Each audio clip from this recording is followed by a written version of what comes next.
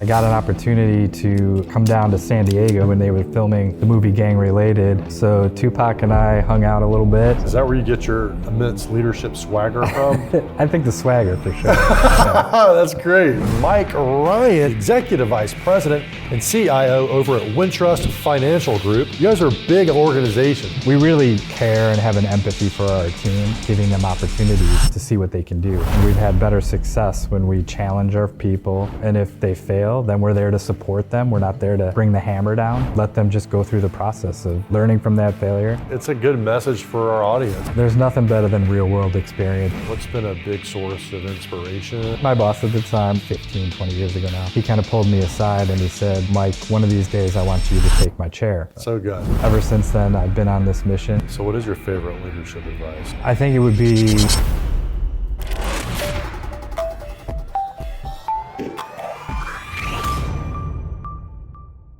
Welcome back to CEO Tech Live. I'm your host, Ben Fanning. This episode's brought to you by Hexaware. I've got a treat coming your way today with Mike Ryan, who is the Executive Vice President and CIO over at Wintrust Financial Group. They're a financial services holding company. Let's get rolling. Mike, welcome to CEO Tech Live. Thank you, Ben. So what's a fun fact to get this thing going? So interesting story. This is completely true. Back in the day, one of my friend's uncles was Jim Belushi, and I got an opportunity to come down to San Diego actually when they were filming the movie Gang Related, and actually met Tupac. So Tupac and I hung out a little bit and got to meet Rest Jim in Belushi. peace, And Tupac. yeah. So every time I say that, everybody thinks I'm lying, but completely true story. So. Is that where you get your immense leadership swagger from? I think the swagger for sure. That's great. Yeah, Wow. and he was a lot shorter than I thought he was going to Really? be. Okay. So, All right. yeah. All right. Well, very good. Man, so what's the connection to Belushi and to the... So good friend of mine, it's his uncle actually. And so we actually, I'm a big horse racing fan. So back in the day, there was a horse called Cigar who was running to tie a citations record, which is a very famous horse race, 16 wins in a row. And we followed that horse down to San Diego to try and see if he was going to win. And just so happened they were filming the movie at the same time. And so we got the opportunity to go hang out with those guys and had a good evening hanging out with them. What fun. Oh my gosh. Did you pick up some dance moves? No, Okay. it was just, got to watch them and James Earl Jones and got to hang out on a movie set for the first time, which was, it was a lot of fun. Oh, so good. Yet you chose IT over acting. I did. I'm not a good actor, and arts was never my thing. So what was your first job, and how does it impact your leadership? Well, I'm kind of an anomaly. I've been with Wintrust for 28 years, so they've been my only employer, and my first job at Wintrust was actually in the marketing department. So I have a degree in marketing and communications from the University of Dayton. And one of the great things about Wintrust is they really give you a lot of opportunities to grow in the organization. And so I had an opportunity to start at the ground floor, moving over to IT. And so I made a career switch early on in my career and worked in the help desk, kind of went back self-taught programmer. Okay. Went back and got my master's in information systems management, and then kind of rode my career up the chain and was fortunate enough to be nominated in CIO about a year and a half ago. So. Holy smokes. Well, congratulations on that. Yeah, thank you. What was it about IT that drew you in to make that change after you'd already kind of kicked off your career in marketing? Yeah, so originally I wanted to actually be in advertising, and when I joined Wintrust and kind of got into marketing, it was more sales support and doing things like that. And so I kind of got bored with the role, and it was something new. This was back in 97, 98. So internet was kind of coming up, and email was kind of cool and things like that. So I just made a pivot. This newfangled thing, emails, got me hooked. Yeah, made a pivot. So I took a gamble, and the rest is history, and it's been a great opportunity and great career move for me. Have you always sort of followed your instincts like that? Or was that a tough move to make after you No. already committed to It was do a the tough marketing? move. I mean, I had the benefit of youth on my side, right? I was right out of college, and so it was early on in my career. I don't know if I'd be as ambitious today if I was gonna try and make some crazy move like that. But I think early on in your career, if you have those opportunities, seek them out and take those chances, because you never know what's going to happen. And don't be afraid to do that kind of stuff. So what is your favorite leadership advice to give? I think it would be don't be afraid to fail. And oftentimes as a leader, you see people who don't make decisions or who sort of shy away from trying to take ownership of things. And at least part of my leadership style is don't be afraid to fail, because that's how you learn and how you grow. And if you're never taking chances and you never are failing, you never have those opportunities to sort of understand what happened, why did it go wrong, and how do I kind of correct that behavior, right? And then the key is learning from that. Just try not to repeat those same mistakes over and over again. And when you have bosses or leaders that help you, I've seen a lot better growth personally in the staff, and their ability to kind of take on bigger and better things. So love that advice.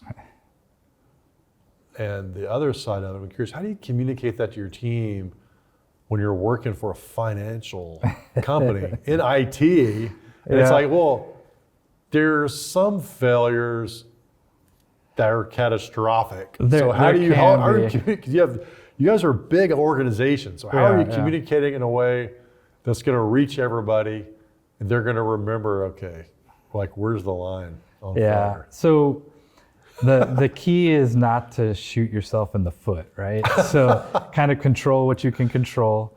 But again, it's more, the difference between kind of being a manager or being a leader, and when you are looking at sort of the leader side of the house, you have to give those people those opportunities to grow. And so if you're just kind of micromanaging people and keeping them very conservative in their approaches, they tend to just not get those opportunities. And so it's really hard to go from, let's say, a help desk person to something else if you're not giving them opportunities to see what they can do. And we've found we've had better success when we challenge our people and give them the flexibility to take something on that maybe is a little bigger than them at that time, and then see what they can do. And if they fail, then we're there to support them. We're not there to bring the hammer down, and let them just go through the process of accepting that failure, learning from that failure, and then putting in the changes that need to happen to make sure it doesn't happen again. Yeah, when I hear you talk about it, it seems like a noble cause. Like this is what we do. It kind of, I guess. I mean, we're pretty humble out in Chicago in the Midwest, I guess, but I don't see it that way. But it's more, we really care and have an empathy for our team. And I think that helps. We have a very low turnover rate and things like that. So all those little things that we do, I think, contribute to just the growth of the people and kind of treating them as humans, and just letting them do their thing. You'll be surprised what they can do when you give them that freedom. All right. Well, it's a good message for our audience to really be thinking about, what are you, it's one thing to send your team member to a class or to get them additional training or let them sit in a meeting versus, hey, you're giving them more responsibility. There's nothing better than real world experience and trial by fire. Trial by fire, yes. I grew up in Alabama. Sometimes it was called baptism by fire. Yeah, there you go. Yeah, it's a similar deal. Yeah. So when have you had a twist or failure in your career and had it lead to your success or growth on down the road? Yeah, good question. So probably the biggest failure I've ever had was early on in my career in the IT space. I was responsible for doing some SQL server updates, and I was very kind of cocky. I was kind of coming up where I'm running the in between like an individual contributor and starting to get into management. And so I think I was a little big in my britches at the time, and I got a little too cocky, and I was writing some SQL code that I left out a very important where clause. And when I ran it, instead of updating the records for a particular subset, it sort of overwrote everything. Ooh. And yeah, so that was not good. And fortunately, my boss at the time was very forgiving, if you will. And again, that was a great learning opportunity from failure. But it really helped me kind of understand how you deal with failure, how you don't beat yourself up over that failure, and then getting a little bit more disciplined in my approach, which has really served me well as I continued to rise up the ranks. So Yeah, they kept you around. they did. And then you got promoted. Yeah. But now you get to extend that kind of grace to Yeah. everybody else. Exactly. And maybe that's where I learned it. I don't know. But Yeah, that's good. That's cool. yeah. That's the good part of what goes around comes around when it works in Yeah. your favor. You know, karma is a real thing, I think. It's so. good karma. And so what's been, thinking about the years in your career, what's been a big source of inspiration, and what's been a difficult time that it got you through? Well, actually, the boss that I just spoke of, so his name was Bob Lindeman, and probably one of the best bosses I've ever had. And he was set to be a CIO back, this is, gosh, almost probably 15, 20 years ago now. And he was named sort of CIO. He ended up getting cancer and passed away a year after he sort of got into the role. So he never really got the opportunity to really dive into that. And about, I don't know, a month or so before he passed, he invited me and a couple of the team members over to the office, to his house. And we had a nice conversation and everything. And as I was leaving, he kind of pulled me aside and he said, Mike, one of these days I want you to take my chair. And so that kind of drove me just personally. Wow. And ever since then, I've been on this mission to try and get into the chair that I'm in now. And, fortunately, I was able to do that. And so I did one of the, thank you, Bob, once I got the offer. And it just kind of always drove me like, I can't let Bob down, because Bob was really my first boss who kind of taught me how to go through life in the corporate world. So. And he saw so much potential in you. It sounds like before you could even see it in yourself. Well, and he was the one that gave me the opportunity to move from marketing to IT, and then gave me the opportunity to continue to rise up the ranks within IT. So again, it's when you find those people, you've got to utilize them. You've got to build your networks. You've got to find those people that can support you. And I don't want to call it riding the coattails, but that's not a bad thing, It's like your corporate guardian angel. Yeah. Bob, rest in peace, is now like... Sometimes who you know, not what you know, And so that's powerful, if you have the benefit of finding those people, really utilize them and take advantage of that. Yeah, and also what I hear in that too is, you can be fortunate to have someone like that, but also you can be proactive in seeking those people out.